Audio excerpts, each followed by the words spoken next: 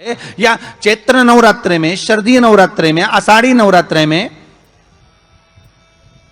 आदिकादिक पौष नवरात्रे में हम शंकर की, हम जगत जननी जगदम्बा की जब स्थापना करते हैं, या हम नूतन घर का प्रवेश करते हैं, या गणेश जी की स्थापना करते हैं, या कोई दुकान को प्रवेश करते हैं, या कोई शुभ कार्य करने के लिए अग्रण्य होते हैं, तो हम कलश की स्थापना क्यों करते हैं? आज शिव महापुराण में शुरुआत में अपन शिव और पार्वती की यही संवाद को लेकर चलते।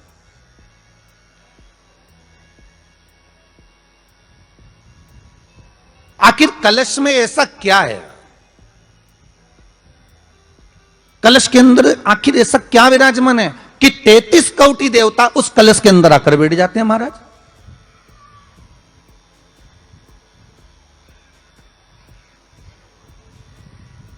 आप कोई यज्ञ करने जा रहे हो, आप कोई पोथी पुराण करने जा रहे हो, आप कोई अच्छा कार्य करने जा रहे हो, तो ब्राह्मण देवता कह देते कलश की स्थापना होगी, कलश की शोभा यात्रा निकलेगी, कलश यात्रा निकलेगी, कलश विराजमान होगा।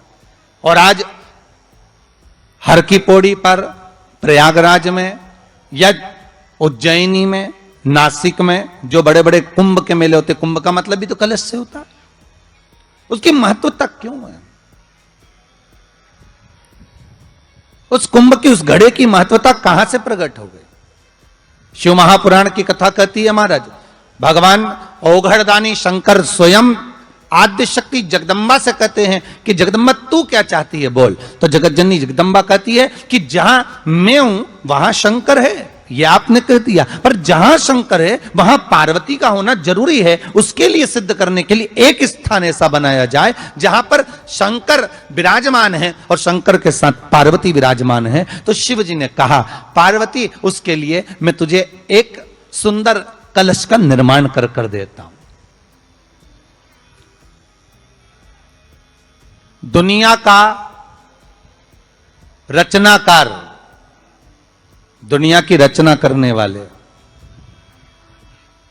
महाराज, संपूर्ण ब्रह्मांड की रचना करने वाले, जिनको भगवान शिव ने स्वयं ब्रह्मदेव से कहा है कि ब्रह्मा जी तुम सृष्टि खंड को आगे बढ़ाइए, सृष्टि की रचना करिए। और आज ही के दिन, यही चैत्रीय प्रतिपदा के दिन,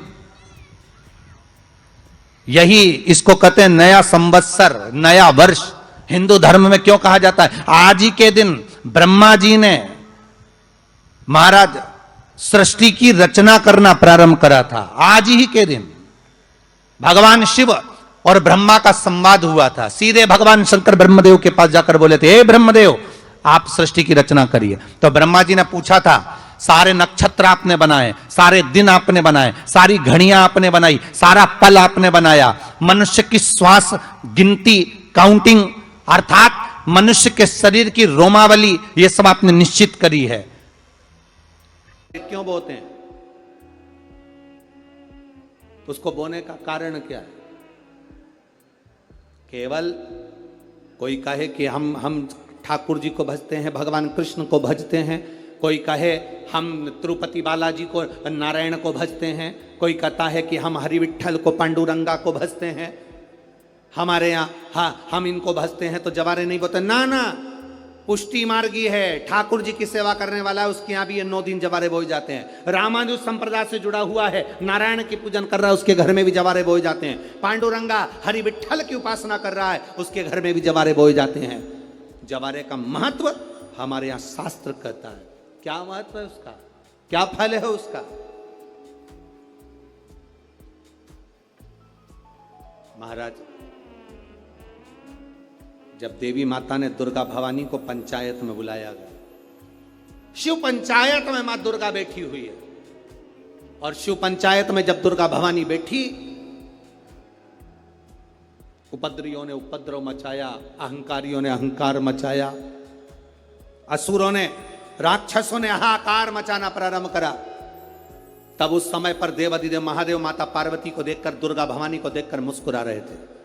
केवल शिव मुस्कुरा रहे हैं, पार्वती को देखकर, दुर्गा भवानी को देखकर, मां जगत जननी को देखकर केवल मुस्कुरा रहे। तब देवता सूर्य नारायण ने भगवान शिव जी को देखकर हाथ जोड़कर प्रार्थना करी। भास्कर देव बोले, सूर्य नारायण बोले, बाबा मेरे मन के संशय को मिटा दीजिए। शिव जी ने पूछा क्या काम है? बोलो क्या चाहते हो? शंकर भगवान से सूर्य देव भास्कर देव कहते हैं, प्रभु आपके मुस्कुराने का कारण क्या? भारत की भूमि पर जितनी जगह पर भी आप लोग कथा सुन रहे हो, आस्था चैनल पर, फेसबुक, यूट्यूब पर जितने लोग कथा सुन रहे हो, बड़े ध्यान से सुनना कि जवारे क्यों बोए जाते हैं। नवरात्रि में जवारे की महत्वता क्यों होती है, क्यों बोया जाता है, मिट्टी में गेहूं डालकर क्यों उत्पन्न किया जाता है, उसकी महत्वता क्या है? सूर्य नारायण पूछ रहे हैं भगवान देवाधिदेव महादेव से, आप दुर्गा भवानी को देखकर मुस्कुराए, आप हंसे हैं, आपके चेहरे पर प्रसन्नता आई है, कारण क्या? और महाराज देवाधिदेव महादेव ने कहा, यहां भगवान विष्णु, गणेश जी, भास्कर देव, आप सब बैठे हो।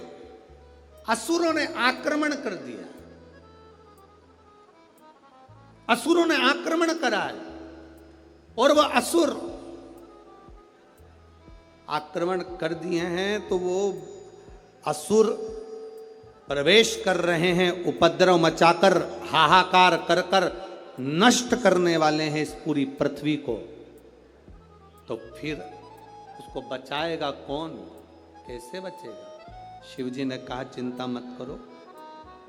दुर्गा ने अपने केश का स्मरण किया, एक केश को माता पार्वती जी ने अपने हाथों से छुआ, छूते ही एक कुंड में सुंदर जवारे उत्पन्न हुए हैं। जब तक वो जवारे बड़े नहीं हो जाते, जब तक वो जवारे थोड़े प्रबल नहीं हो जाते, तब तक एक भी असुर प्रवेश नहीं कर सकता, हाहाकार नहीं मचा सकता और अंदर आ नहीं सकता। शिव महापुराण की कथा कहती है, जवारे जिसके यहाँ बोए जाते हैं, जवारे का, आप लोग कहते हैं कहीं पर देवी जी बैठी हैं, किसी के यहाँ मिट्टी की मूर्ति आई, 21 फीट की, 41 फीट की, 15 फीट की, 10 फीट की, 25 फीट की देवी जी की प्रतिमा स्थापना हुई। लोग कहते हैं हम देवी जी का दर्शन करने जा रहे हैं, दुर्गा जी का दर्शन करने जा रहे हैं। शिव महापुराण की कथा कहती है वो दुर्गा जी का दर्शन नहीं, देवी का दर्शन नहीं, नवरात्रि में जहां जवारे बोए जाते हैं वहां मात्र आप पांव रखते हैं तो अपने घर में से क्लेश दूर हट जाता है, अहंकार दूर हट जाता है, अभिमतता दूर हट जाती है, तकलीफें दूर हट जाती है। जिसके घर में जवारे बोए जाते हैं वहां से अहंकार, काम, लोभ, आसक्ति, वासना, तृष्णा और दुख, तकलीफें दूर हट जाती है। तो जवारे का मूल का तत्व आनंद, सुख।